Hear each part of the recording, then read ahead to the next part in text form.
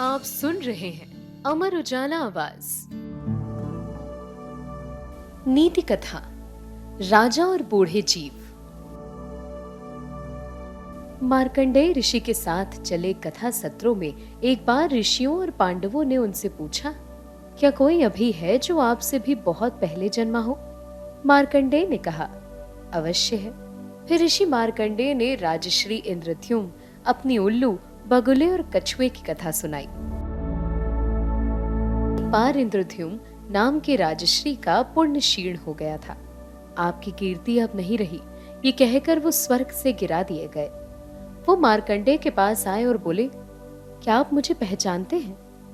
मार्कंडेय ने कहा, धार्मिक कार्यों की चेष्टाओं में व्यस्त रहने से हमारा कोई स्थायी निवास नहीं है। हम एक गांव में एक ही रात रहते हैं। अपने कार्यों का अनुष्ठान भी हमें ध्यान नहीं रहता।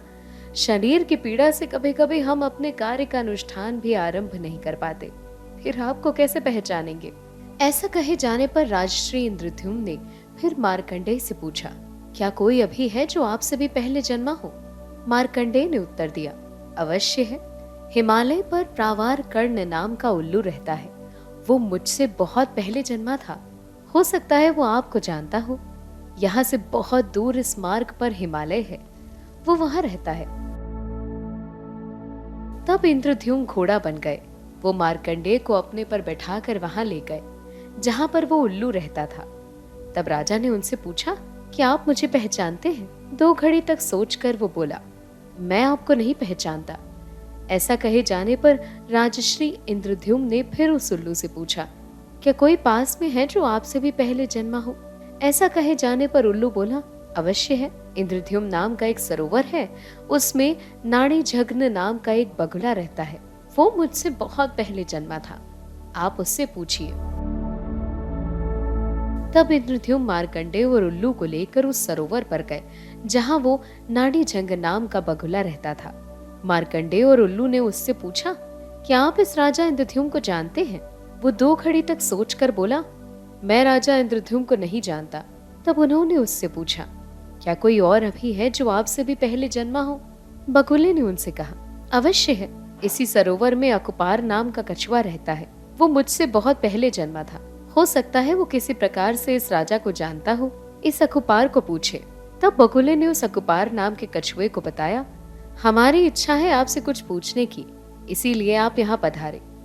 ये सुनकर कछुआ उस सरोवर से उठकर वहां आया जहां उस सरोवर के तट पर वो सब खड़े थे, और मार्कंडेय, उल्लू तथा बगुला ने वहां आए हुए कछुए से पूछा, क्या आप इन राजा इंद्रद्युम्न को पहचानते हैं?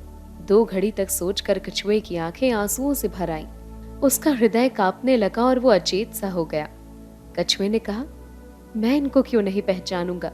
इन्होंने 1 सहस्त्र बार यज्ञ की चितियों के लिए यूप गाढ़े थे, और ये सरोवर इनके द्वारा दक्षिणा में दी गई गायों को चलने से बना है, और मैं इसमें रहता हूँ। तब जब उन्होंने कछुए की सारी बात सुन ली, देवलोक से एक दिव्य रक्त प्रकट हुआ और इंद्रद्युम्न के प्रति बोले गए ये शब्द सुनाई दिए, स्वर्ग आपके लिए प्रस्तुत है, जो उचित लगे वो स्थान प्राप्त करें।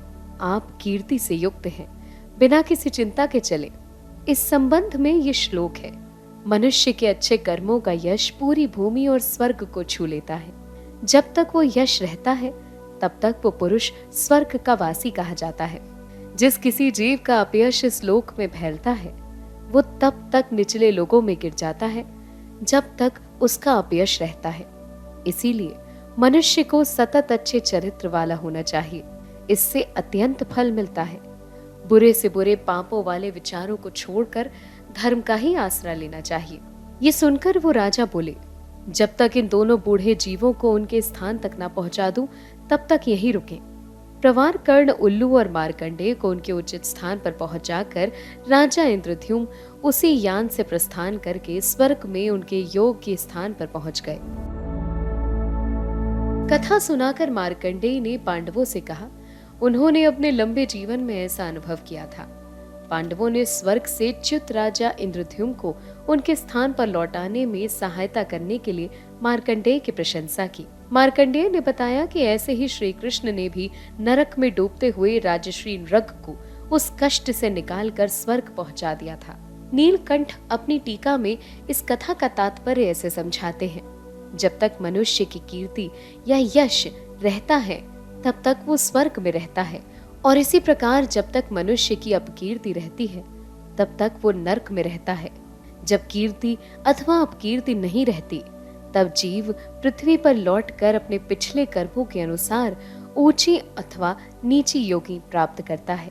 अच्छे कर्मों का यश ऊंची गति देता है और बुरे कामों का अपयश नीति गति। इसीलिए मनुष्य को सदा ही अच्छे चरित्र वाला होना चाहिए और अच्छे कर्म करने चाहिए।